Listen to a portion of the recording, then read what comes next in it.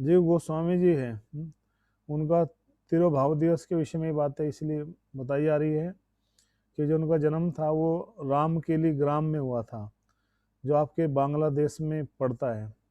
तो रामकेली ग्राम में जो है ये सब घटनाएं हुई थी। चैतन्य महाप्रभु जब गए थे तो रूप गोस्वामी सनातन गोस्वामी जी का विशेष रूप से उद्धार करने के लिए गए थे। लेकिन जैसे सत्संग हुआ, कीर्तन हुआ, तो एक दिन अनुपमी भी गए और अनुपम के साथ में जीव गोस्वामी जी भी गए।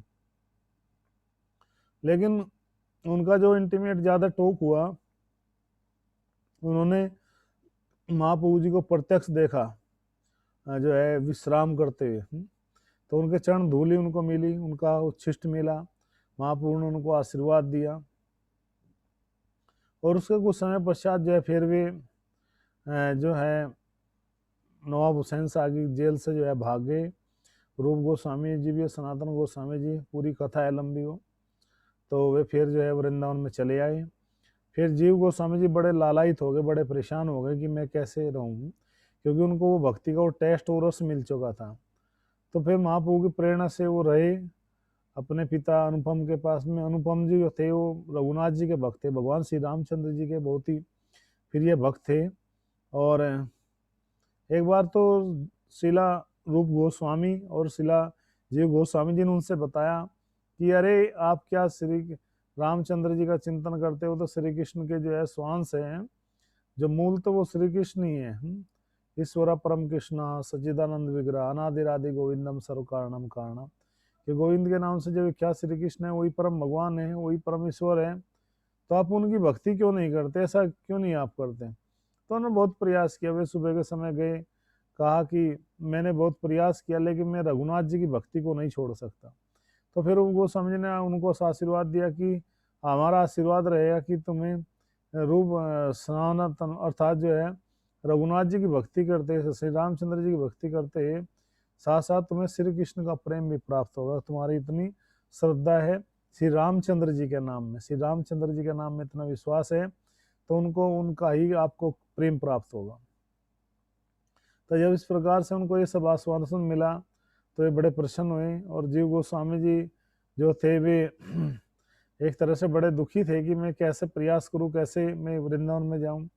लेकिन जब उन्होंने पता लगा कि वे दोनों वृंदावन में रहते हैं, सन्यासी बाब भजन करते हैं और ग्रंथों का लेखन करते हैं, तो जीव गोस्वामी जी जिनका आज तिरुभाव दिवस भी है, उन जैसा हाईली इंटेलेक्चुअल पर्सन इस संसार में न तो पहले कोई हुआ है, नहीं कोई होगा। और क्योंकि उन्होंने इतना ग्रंथ लिखे हैं, उन्होंने उनके बारे में पता लगता है कि उन्होंने गोपाल चंपू नामक ग्रंथ लिखा है, जो लीलाएं जो दिव्य जो भगवान की जो लीलाएं है वो वृंदावन जो भागवत में भी नहीं है, वो जो है गोपाल चंपू में दी गई है। एक रत्ना के लिए एक ग्रंथ है, उसमें भी उनका पूरा वर्णन किया गया है जो है महाप्रभु भगवान की लीलाओं का। वो ग्रंथ उन्होंने लिखा और भक्ति के ऊपर 6 संदर्भ ग्रंथ लिखे, 6 भागों में भक्ति को अलग अलग भक्ति संदर्भ है, कृष्ण प्रेम संबंध, इस तरह से जो है अलग अलग जो है संबंधों के विषय में लिखा 6 तरह से। और उन्होंने एक ग्रंथ लिखा जिसका नाम है हरिनाम अमृत व्याकरणम।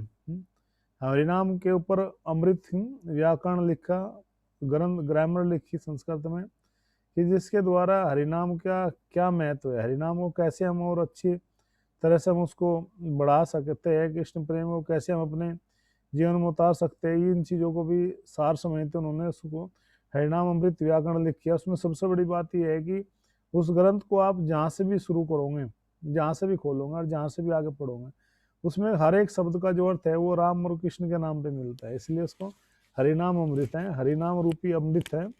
कि जो व्यक्ति हरिनाम के अमृत लेना चाहता है अपने जीवन में, हरिनाम का अमृत पीना चाहता है, नेक्टर ऑफ होली नेम में, तो उसको वो उस नाम के अमृत को उसको और ज़्यादा चखना चाहिए, उसका स्वाद लेना चाहिए। और जब इस तरह से नाम का वो स्वाद में डूब जाता है, हरिनाम में डूब जाता है, तो इस तरह से उस व्यक्ति को भक्ति में क्या मिलता है वो सब उसमें वर्णन किया गया है। तो समय रहते हमें जरूर एक बार उस ग्रंथ को पढ़ना चाहिए, और बहुत अच्छा ग्रंथ है और जिसके द्वारा हमारा मंगल ही होगा। और इस तरह से जो है जब वे वृंदावन में आ गए तो ग्रंथों का अध्ययन करते थे। साथ में रूप गोस्वामी जो समय भक्ति सामर्थ सिंधु ग्रंथ लिख रहे थे तो उनकी वे सेवा करते थे। भतीजे भी थे और शिष्य भी है रूप गोस्वामी जी के। तो एक बार जो है उन्होंने एक उसमें अपने तात्पर्य में लिखा कि जो भुक्ति मुक्ति है वो पिशाचिनी है। तो वहां पर एक आचार्य उस समय बड़े प्रसिद्ध थे, वल्लभाचार्य जी। तो वो आए और उन्होंने देखा भाई भुक्ति मुक्ति पिशाचिनी कैसे हो सकती है। ठीक है, हमने देख लिया कि उनको थोड़ा सा लगा कि ऐसा कैसे लिख दिया। तो वे आए और उन्होंने जो है कहा कि आपने ये कैसे लिख दिया, भुक्ति मुक्ति पिशाचिनी। ठीक है, भुक्ति भोग भोगने की इच्छा पिशाचिनी हो सकती है, लेकिन मुक्ति की इच्छा कैसे हो सकती है। तो रूप गोस्वामी जी बड़े सिंपल हमारे आचार्य थे, तो उन्होंने ज्यादा बात नहीं करनी चाहिए।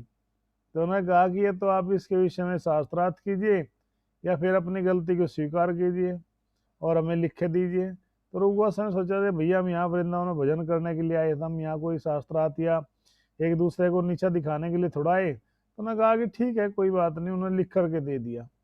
अब जैसे ये रूप गोस्वामी जीव गोस्वामी जी को पता लगा कि हमारे गुरुदेव के विषय में ऐसा बोला गया है, हमारे जो आचार्य है गुरुदेव है शीला रूप गोस्वामी जी, वो तो इतने सरल है, इतने सहज हृदय के हैं कि उनको तो कोई भी जो है मतलब उनको कोई संसार की किसी भी मान प्रतिष्ठा से परे है, उन्होंने लिख देते। लेकिन ये व्यक्ति तो अपने आप को बड़ा ढुंढोरा पीट रहा है कि मैं रूप गोस्वामी जी से लिखवा के ले लिया, मैं वो मेरे से हार गए, परास्त हो गए। तो जीव गोस्वामी जी ने कहा कि नहीं ऐसा नहीं हो सकता।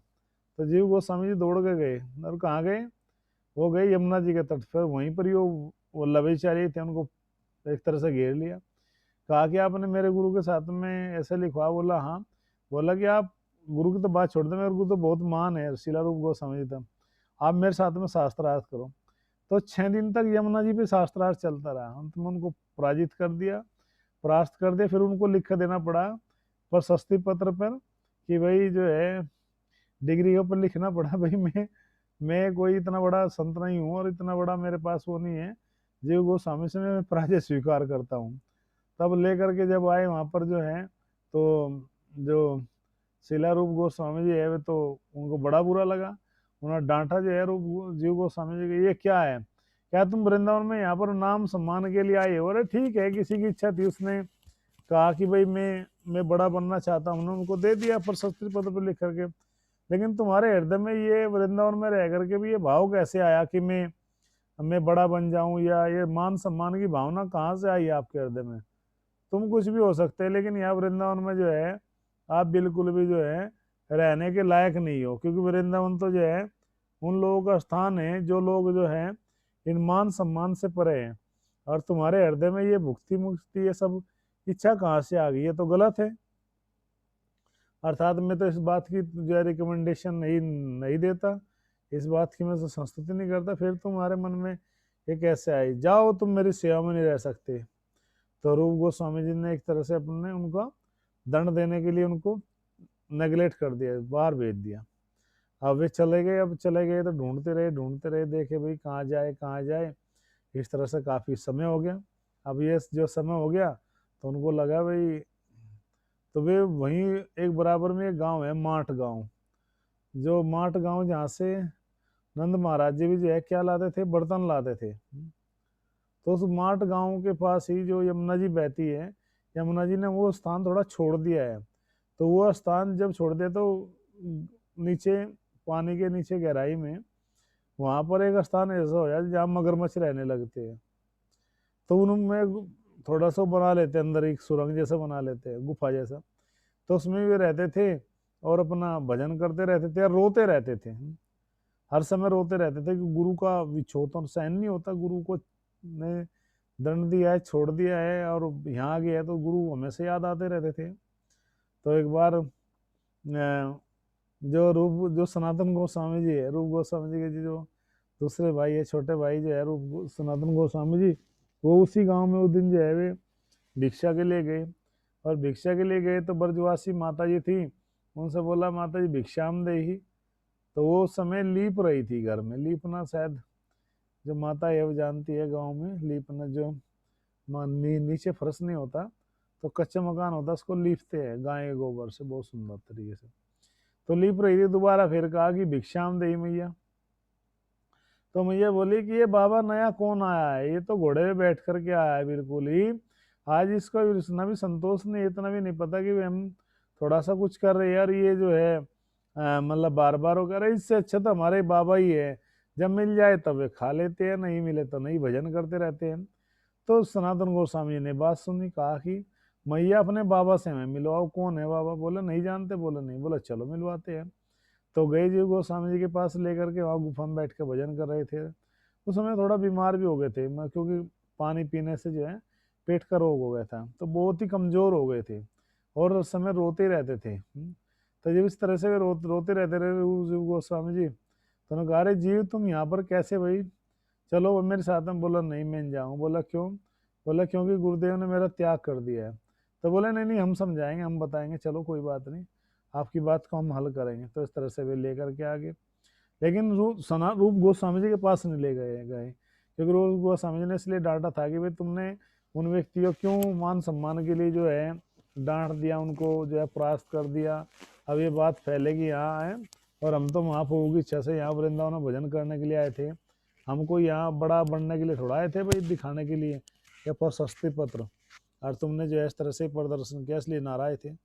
तो जो है सनातन गोस्वामी जी गए, उन्होंने पूछा कि रूप? बोला हाँ। बोला महाप्रभु की आज्ञा क्या है, क्या आदेश है? तो उन्होंने कहा महाप्रभु का तो आदेश बड़ा सिंपल है, सरल है। बोला क्या है?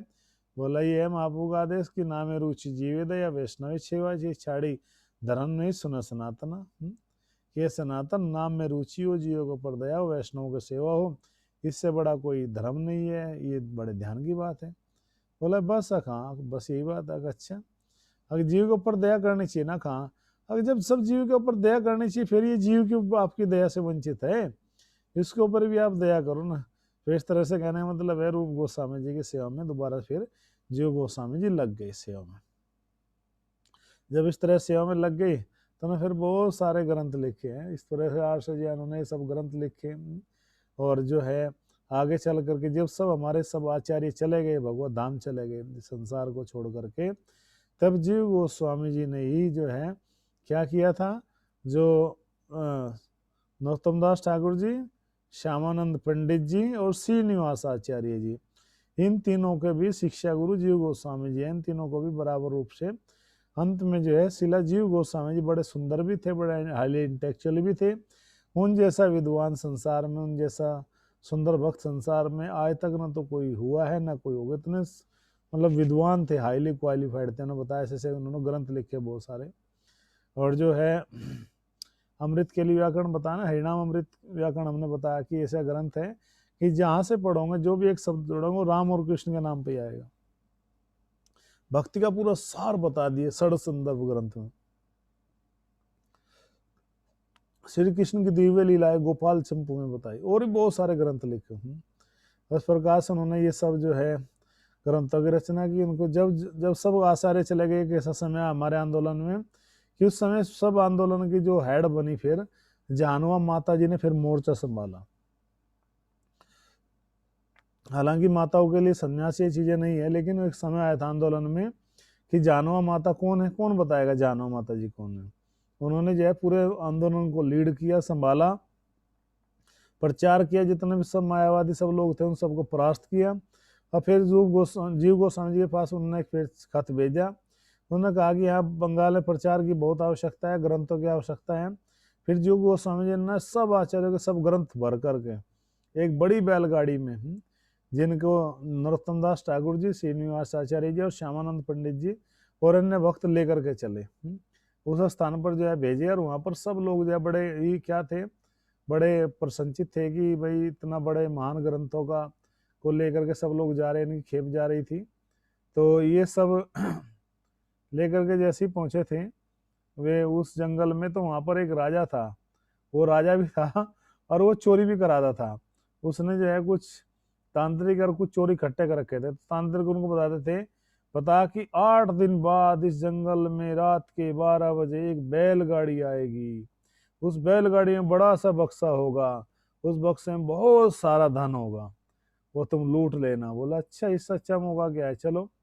तो उन्होंने वही कार्य किया कि पूरा उस बैलगाड़ी को जो है देखते रहे। जब रात का समय हुआ है, तो रात का जो है 8वां प्रहर चला तो उस समय देखा भाई यहाँ एक बैलगाड़ी आ रही है।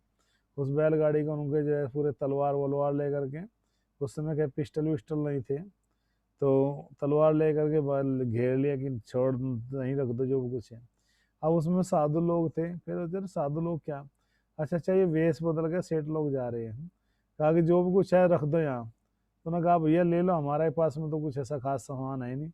तो जैसे ही उस संदूक को खोला, नहीं संदूक को पूरा पूरा जो अपहरण कर लिया, पूरे संदूक को ही उठा लिया। तो जानवा माता जी किसी ने भेजा नहीं, मैं बताता हूँ।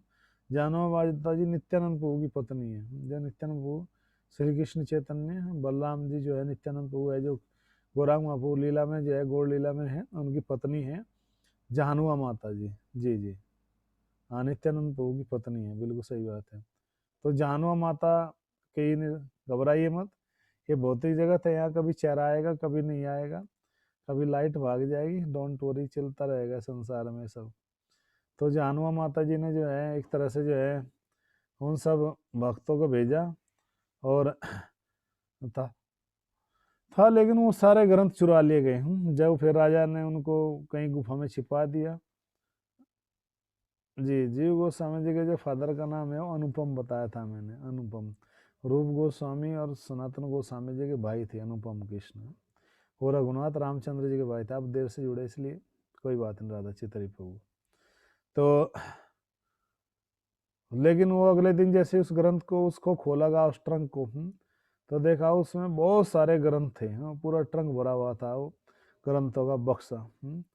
तो फिर बोलते हैं कि अच्छा, राजा ने कहा कि हो सकता है इस ग्रंथ के अंदर ही कोई ना कोई टेक्निक होगी, ऐसी कोई टेक्निक होगी जिसके द्वारा हम वो खजाने का रास्ता मिल सकते हैं। लाल किताब, बड़ा इंद्रजाल, सम्मोहन विद्या, दूसरे को वश में करने का मंत्र, वशीकरण, सरली वशीकरण, सोतन को वश में करो, दुश्मन को वश में करो। देखते हैं ना कितनी तंत्र विद्या की पुस्तक है।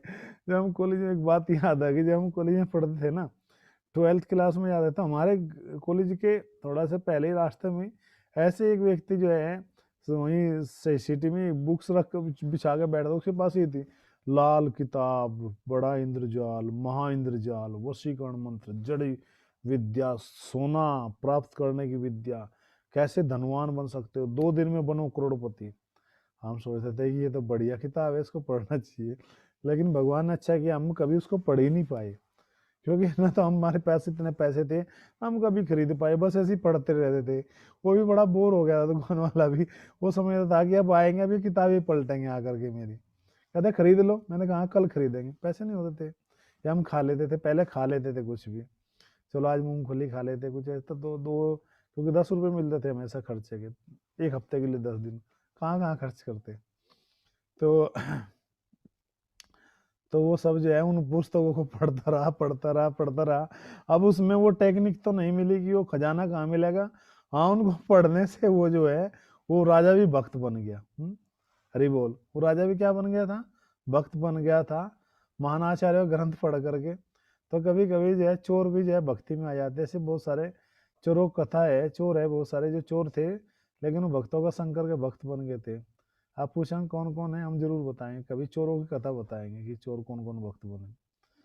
तो इस प्रकार जैसे एक वृंदावन में चोर था, वो सॉरी बाहर कहीं चोर था, वो कथा सुनता था, एक महाराज जी गाँव में कथा करते थे, 7 दिन सुनकर सुनकर के श्री कृष्ण की बाल लीला का वर्णन चला था। तो एक दिन जाकर कहता है महाराज जी इतना बताते हैं, लड़का जी इसके बताया इतने सुंदर पैंजनी है, कानों में जो है घुंघरू है, ये सुंदर जो है गले में हार है, चंद्रहार है, पैजनी है, इतने कड़ेले हाथ में, ये कहाँ है लड़का, ये बताओ ना मैं भी। बोला क्यों भाई तुम्हें क्या करना, बोला मैं चोर हूँ, मैं लूटना चाहता हूँ। तो महात्मा ने भी हंसते कहा भाई वृंदावन है, बोला कहाँ, बोला मथुरा के पास में, चले जाओ वहाँ। तो चले गया ट्रेन पकड़ करके, पता लगा वृंदावन में, ऑटो पकड़ के आ गया। अब जो है ये वृंदावन में अब तो थोड़ा सा आपको समझ में नहीं आएगा, क्योंकि ये वृंदावन नहीं है जो आप देखते हैं, बड़ी बड़ी बिल्डिंग है कुछ नहीं था, पूरा वन ही था, वृंदावन तुलसी का वन था। तो आज से जो है बताते हैं कि आज से 150 साल पहले भी है, पूरा मथुरा को स्टेशन पर उतर करके वृंदावन का रास्ता नहीं पकड़ता, पूरा घनघोर जंगल ही था। जैसे मथुरा से कभी आप आओ तो बीच में एक पूरा वन आता है, जंगल आता है ये भी, तो ऐसा पूरा वन ही वन था। कुछ ही संत महात्माओं का। और वृंदावन में क्या था उस समय, 2 साल 1.5 साल पहले तक भी, 100 साल पहले तक कोई गृहस्थी नहीं रहता था, कोई माता वृंदावन में रहती, केवल साधु लोग ही रहते थे। मंदिर थे, आश्रम में संत महात्मा भजन करते, कभी कभार कुछ लोग आते थे, दर्शन करते थे, चले जाते थे। तो ऐसा वृंदावन था पूरा। यमुना में जो पूरा अगाध जल भरा होता था। सुंदर सुंदर मंदिर जरूर थे, लेकिन गृहस्थी लोग नहीं रहते थे। लेकिन अब तो सब कलयुग है वृंदावन में, क्या करें, कलयुग का सब जगह प्रभाव है। तो वो सब देखा भैया, उस चोर ने आकर के देखा और ढूंढने लगा, वो लड़का कहाँ मिलेगा, ढूंढता रहा 2 दिन। एक रास्ते में बैठ गया, जंगल की तरफ रास्ता जाता था। इधर जो गौ घाट है ना यमुना जी की तरफ, उधर भी एक जंगल है, दिखाएंगे कभी आपको, पूरा जंगल है आगे चल करके। तो यमुना जी किनारे, तो वहां पर बैठ गया। तो देखा 1 दिन हो गया, 2 दिन हो गया, भूखा, भाई कब आएगा लड़का। तो दूसरे तीसरे दिन देखा कि वो लड़का आ रहा है, बड़ा सुंदर है, भगवान आए, पूरा गहने वहने पहन के वो उसने उठा लिया। कहता है कि मैं तुम्हारा ही निकाल लूँ, बाजबंद पैजनिया, कानों से चंद्रहार, कुंडल, कड़ूले निकाल लूँ। भगवान बोले ना ना, ऐसा नहीं करना, मेरी मैया मारेगी, मेरी मैया ने बड़ी मेहनत से मुझे दी है। नहीं नहीं। तो जैसे ही उसने वो लूट लिए, भगवान ने कहा चलो ले लो, लूट लो सब सब। तो उसके हृदय में जो है फिर दोबारा से क्या, कि भगवान को टच करने से उसके हृदय में कृष्ण प्रेम जाग गया, भगवान को संग करने से। तो वो भी भक्त बन गया, वहाँ चोर भी आ करके। तो इस तरह वो चोर डाकू जो थे, जिसने इकट्ठे किए थे राजा ने, वो भी पढ़ पढ़े ग्रंथों को, उसके अंदर भी भक्ति जागी, वही भक्त करनी चाहिए, वही भक्त बन गया। और फिर अंत में जो है इस तरह से प्रचार किया जीव गोस्वामी के निर्देशन में। और सबसे महत्वपूर्ण बात क्या है कि जीव गोस्वामी से मिलने के लिए कौन आई थी, मीराबाई जी आई थी वृंदावन में। जब समय जीव गोस्वामी थे, जीव गोस्वामी जी बड़े स्ट्रिक्ट सन्यासी थे, तो उनके शिष्यों ने कहा कि जब मीराबाई जी आई, वो एक राज मतलब महारानी थी भाई उस समय पूरा, लेकिन वो जोगन वेश बना के आ गई थी कि, तो जब वे आई तो उनके सेवक ने कहा कि हमारे जो गुरुदेव है वे स्त्रियों से नहीं मिलते हैं, हमारे गुरुदेव स्त्रियों से नहीं मिलते हैं। तो उन्होंने कहा हमें मिलना चाहिए, बोले नहीं मिलते हैं, वो शाम को सबको दर्शन देते हैं वहीं बैठ करके। तो मेरा भाई ने कहा अच्छा स्त्रियों से नहीं मिलते, बोले नहीं। बोला अच्छा अच्छा अच्छा, वो सब गलती हो गई है मेरे से। बोला क्यों आप ऐसे, बोला कि क्योंकि मैंने तो सुना था कि संसार में एक ही पुरुष है, एक लियार श्री कृष्ण आर सब भृत्य हम, एक थाई थे सोई सब कर ही नृत्य, सब उनके एक ही पुरुष है संसार में, बाकी तो सब स्त्रियां है। चलो कोई बात नहीं, हमें नहीं पता था ये दूसरा पुरुष भी है। लेकिन दूसरा छैला बाबू कहाँ से आ गया, एक ही तो छैला बाबू है। छैला बाबू होता सुंदर बना बना, सुंदर सजरा संवरा, बहुत सुंदर सुकुमार, उसको छैला बाबू बोलते हैं। छैला मतलब जो छैल कदमी करके चलता है, टेढ़ा मेढ़ा चलता है, वो छैला बाबू। एक सुंदर के लिए बाबू प्यार से बोलते हैं ना, मेरा बाबू, सोना बाबू बोलते हैं लोग। तो भगवान के लिए भी क्या कहा गया, छैला बाबू। कहा कि फिर ये दूसरा छैला बाबू कहाँ से आ गया। तो ये बात सुनी जैसे शिला जीव गोस्वामी जी ने, तो उन्होंने कहा कि देखो ये कोई साधारण स्त्री नहीं है, इनको बुलाओ। तो मीरा बाई जी को बुलाया। फिर मीरा बाई जी का पत्र व्यवहार होता है, एक तरह शिक्षा गुरु भी है जीव गोस्वामी जी मीरा बाई के। तो ये महान आचार्य थे हमारे शिला जीव गोस्वामी जी, इन्होंने फिर अंत तक वे रहे। अन्य गोस्वामी जाने पश्चात पूरा हमारे वैदिक साहित्य का प्रचार किया। तो आज उनका तिरुभाव दिवस है। आज के दिन हमें उन महान आचार्यों के चरणों में अपने लिए मंगल की प्रार्थना करनी चाहिए, हमारी भक्ति बढ़े, हमारे हृदय में भी हमारे को कृष्ण प्रेम प्राप्त हो, कृष्ण प्रेम आए जिसकी हम सब अभिलाषा करते हैं। तो ये सब कामना होनी चाहिए हमारी आज के दिन, और उनके चरणों में हम नमन करते हैं। उनकी शिक्षाओं को हमारे जीवन उतारे तो हमारी भक्ति निश्चित रूप से बढ़ेगी, उनकी कृपा में निश्चित रूप से मिलेगी। क्योंकि आचार्य सभी के ऊपर समान रूप से जो है, जिस प्रकार से वर्षा मेघ जो होते हैं वो समान रूप से सबके ऊपर जल वृष्टि करते हैं, जल की वर्षा होती है, सब लोगों को लाभ होता है। इस तरह से आचार्य गुणगान करने से जो महान आचार्य होता है उनका आना और जाना समान होता है। को वो जो कहते हैं शिला भक्ति विनोद ठाकुर जी कहते हैं कि जो ये कहते हैं सोचते हैं कि भक्त कभी मरते हैं, वैष्णव कभी मरते हैं, मूर्ख है, गलत है। बल्कि जो भक्त है वो एक लीला को छोड़कर दूसरी लीला को भगवान के सम्मिलित हो जाते हैं, दूसरी सेवा में चल जाते हैं। तो इस तरह महान वैष्णव के चरणों में हमें मंगल की प्रार्थना करनी चाहिए, सबके लिए हमारी भक्ति बढ़े, ये सब कामना हमें करनी चाहिए। हरे कृष्णा, जय श्रील प्रभुपाद।